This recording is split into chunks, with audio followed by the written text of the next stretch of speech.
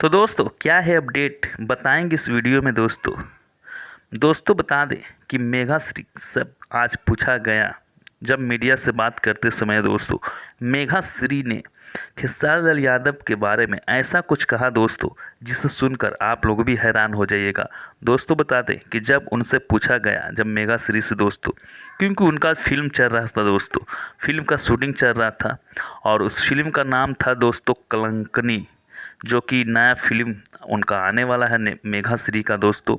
और उन्होंने बताया दोस्तों कि खेसारी लाल यादव के साथ उनको काम कर बहुत ही दोस्तों आनंद महसूस हुआ और बहुत ही अच्छा लगा।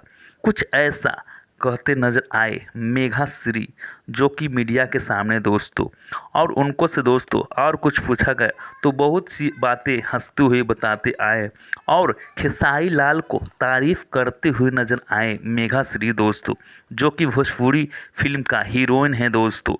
तो दोस्तों अपडेट जानने के लिए दोस्तों बहुत बहुत धन्यवाद और मिलते हैं एक नए वीडियो में एक नए अपडेट के साथ। तो आज के लिए इतना ही। जय हिंद, जय भोजपुरी।